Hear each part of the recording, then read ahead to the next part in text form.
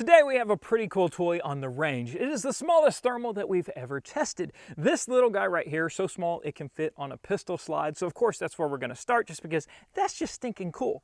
This is the Infitac. This is part of their Fast Mini series. This is the FMP13. We can also put it on a rifle. We'll go through all the different cool stuff in a second, but first the rig we have it on is neat. We have, well, Glock 17, not neat at all. That's bottom barrel stuff.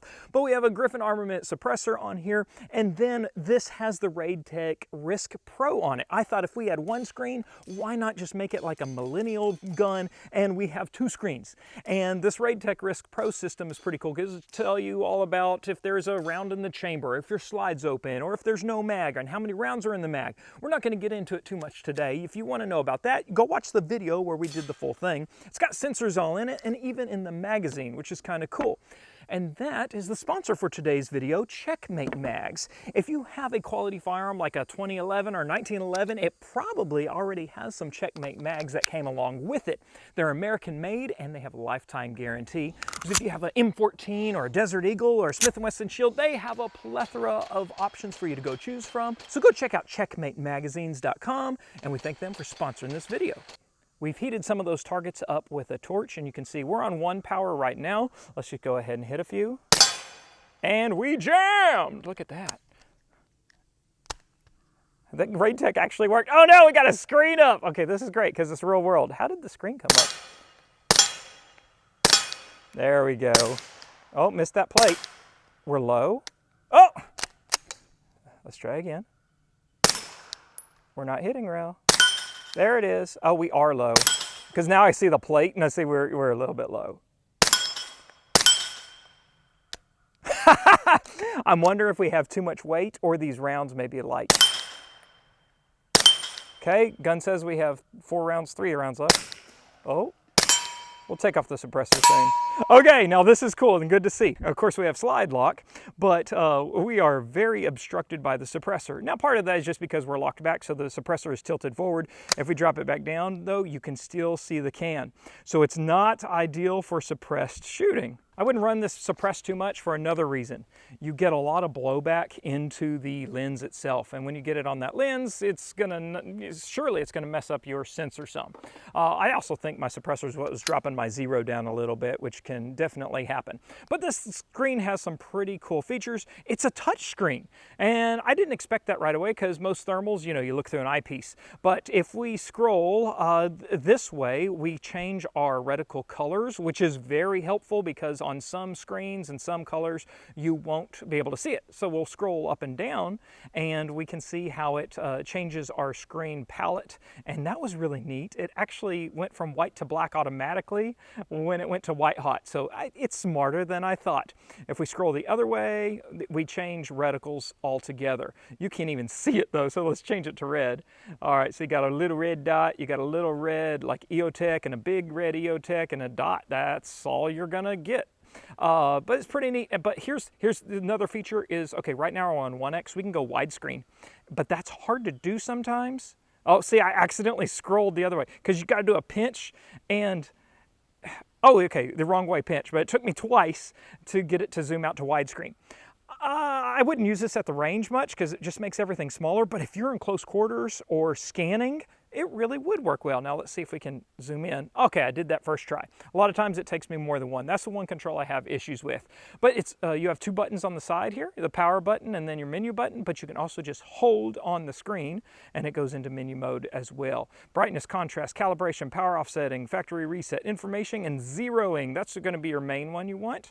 And you just have numbers here. And the neat thing was, when I moved this from my rifle to my pistol, I just took note of the numbers, and then it seemed to be right zeroed again. Well, we were low with the suppressor, so let's see without the suppressor. Let's shoot a little bit more and see if we can reach out a little bit. All right, so Radetec's working there. All right, we're on 1 power. We're gonna go ahead. Let's go see if we can hit him in the face. Oh, we did. I just didn't hear it. Oh yeah, we're right there. Let's see if we can hit the paddle. Yep, we hit the paddle again. Sweet. Oh, I saw the bullet bounce. You can see the frags hitting the ground. That's pretty awesome. Yeah, if I'm fast enough, that is cool. And Radetec is telling us we have that jam again. All right, these are some cheesy hand loads. All right, I don't think I'm really going to hit that 75 yard, but let's see what we got. Oh, My confidence is overwhelmed, but we're hitting it, so very cool. So I'm glad we started off shooting because it reminded me something. My first impression when I had this. I'm used to red dots. Where is one? Here's a red dot right here. And at a red dot, of course, you know, you look through at your target and the dot just superimposes over it. That's how it should be. Well, I had that same mindset when I started off with the thermal. And it threw me for a loop because you are not looking downrange anymore. You have to refocus your eyes. Kind of do the little blinky thing. I guess the same as if you're looking at the screen, but the best way for me to describe it for you is say you're looking at your watch. So instead of looking 25 yards at a target, you're looking and focusing at your watch. That's what your eyes need to do when it's using this FMP13. So it takes a little getting used to. Also, when we have several targets downrange that we're trying to engage, sometimes when they're all shaped the same, it's like, which one is which? That could be another issue. You don't want to have this as a SWAT team, dude, in a house and there be a couple dudes and you need to engage one. If you're using a thermal, okay, unless you're shooting through smoke and in the dark and you're the only one shooting, I don't know the tactical advantage, but it is definitely cool. Now this FMP13 has a 256 resolution sensor. That's a 1.4 inch screen. It is waterproof and it will withstand 1200 G of recoil, whatever that is. But that means we can mount it on our slides and it can rock back and forth. It takes CR2 batteries in the tray right here and it'll last about 5 hours. But you do have a USB-C port over here. So if you mount it, say on a rifle, you could also put an external battery pack on it and plug it in and then you're gonna last for a long time. Now I'm mounting it on this Glock with the MOS. They have a direct MOS mount for Glock, but it has RMR footprint. They have Delta RMSC, Acro, of course a Picatinny, a 30mm ring so you can just clamp it onto your scope, or a 45-degree offset. Let's do a comparison on speed on thermal versus red dot. I've got my Glock 19 here. The funny thing is we have the same Griffin attachment, but we have a SRO up front. Now we did upgrade the triggers in these because Glock triggers are horrible. And you really can't make them great, but you can make them better. And I used the Apex Tactical, and you can use code topshot10 if you want to do that as well. So let's go ahead and make ready. We got a plate rack. We're gonna just do a delay and low ready. All right, that was, first shot was 0.96. That's important because acquisition with the thermal may matter. And overall, all 6 targets down, 2.80 seconds. So what I wanted you to see was how wide angle works versus when we go into one. I could do it here, but I actually think this would make me slower because I gotta aim. So I'm going to zoom in. Yes, and now you can see we can only see about 4 plates where we could see well over 6 earlier. We're gonna start from the low ready again, go from acquisition and go across and see how slow we go. All right, we wanna beat 2.8. There we go. Whoa, okay. That's where it threw me off. I was focusing on the target instead of going up. I guess I should have just kept going with it, but it threw me off so much. I guess that's real. Look at the thermal.